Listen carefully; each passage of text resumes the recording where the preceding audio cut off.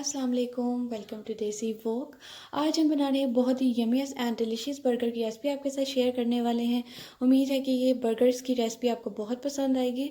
तो अब हम अपनी रेसिपी को शुरू करते हैं। तो सबसे पहले हम चिकन की मैरिनेशन करेंगे। उसके लिए हमें चाहिए होगा एक बॉल, और सबसे पहले हम इसके अंदर ऐड करेंगे 1 टेबलस्पून नमक।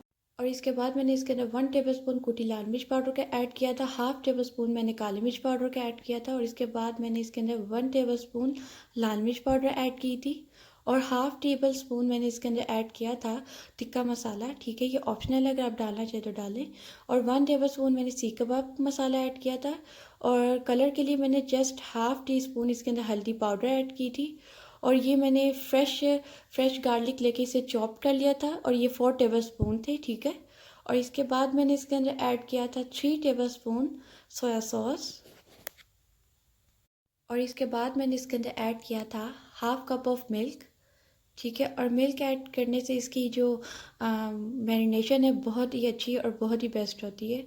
और इसके बाद मैंने इसके अंदर फ्रेश ग्रीन चिलीज़ ऐड की थी 1 टेबल स्पून, और इसके बाद मैंने ये फ्रेश लेमन का जूस लिया था, ये 4 to 5 टेबल स्पून था। और इसके बाद अपनी मैरिनेशन को पहले अच्छी तरीके से मसालों को मिक्स कर लें, और इसके बाद हम इसके अंदर ऐड करेंगे चिकन।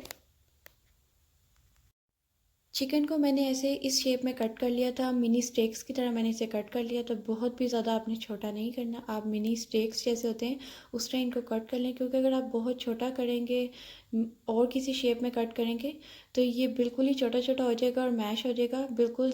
बर्गर में इसका इस तरह जो चिकन की एक बाइट लेते हैं तो इस तरह आपको फ्लेवर अच्छा नहीं आएगा।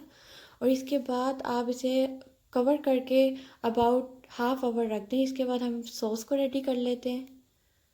बर्गर सॉस बनाने के लिए सबसे पहले मैंने इसके अंदर 1/4 कप दूध ऐड किया था, और इसके अंदर मैंने 1 टेबल स्पून सोया सॉस का ऐड किया था, और पिंच ऑफ मैंने इसके अंदर सिर्फ पिंच सॉल्ट ऐड किया था। ठीक है, और हाफ टी स्पून मैंने इसके अंदर ऐड की थी काली मिर्च पाउडर। ठीक है, और 1 टेबल स्पून मैंने इसके अंदर ऐड किया था कुटी लाल मिर्च पाउडर का, और इसके बाद मैंने इसके अंदर ऐड किया था 1 टीस्पून भर के लहसुन का, और 1 कप मेयोनीज का। इसको अच्छे तरीके से ऐसे मिक्स कर लें। ठीक है, इसमें लम्प्स ना हो, थोड़ा इसको टाइम लगता है।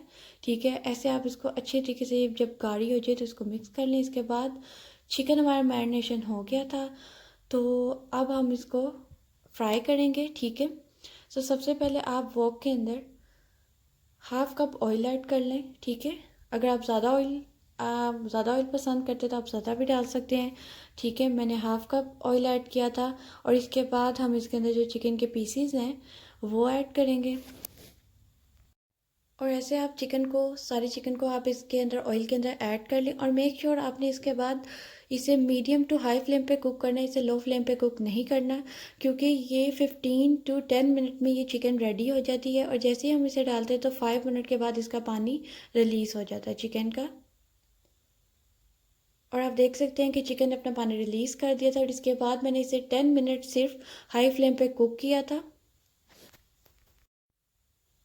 और आप देख सकते हैं कि 15 मिनट्स के बाद जो ऑयल था वो सरफेस पे आ चुका था, और चिकन अच्छे तरीके से कुक हो गया था। और इसके बाद हम इसके अंदर ऐड करेंगे हाफ टी स्पून काली मिर्च पाउडर, और 1 टीस्पून हम इसके अंदर ऐड करेंगे गरम मसाला पाउडर। और इसके बाद हम इसके अंदर ऐड करेंगे हाफ टी स्पून सूखा धनिया पाउडर, और इसको मिक्स कर लेंगे। आप देख सकते हैं कि कैसे ऑयल सरफेस पे आ गया था, और जो चिकन थी वो भी टेंडर हो गई थी, और जो चिकन थी वो अच्छे तरीके से कुक हो गई थी।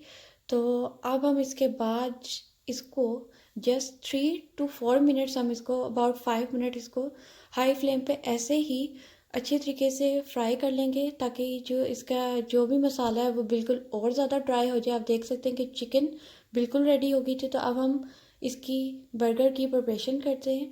तो सबसे पहले हमने बर्गर के ऊपर वो जो अपनी सॉस रेडी की थी आपने वो ऐड करनी है, और इसके बाद आपने क्या करना है कि जो चिकन की स्लाइस है जो हमने रेडी की थी, आप चिकन की स्लाइस को ऐड कर लें।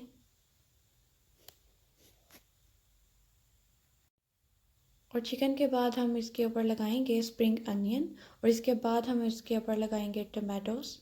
ठीक है, जो भी आपको फ्लेवर पसंद है आप वो भी लगा सकते हैं, आइसबर्ग, कुछ भी हो, ठीक है। ग्रीन चिलीज़ थोड़ी सी लगाने के बाद आप दोबारा से इस पर वो जो हमने बर्गर सॉस रेडी की थी वो थोड़ी सी ऐड करें, इससे बहुत अच्छा सा टेक्सचर आता है। तो उम्मीद है कि देसी वो की रेसिपी आपको बहुत पसंद आई होगी। खुदा हाफिज़।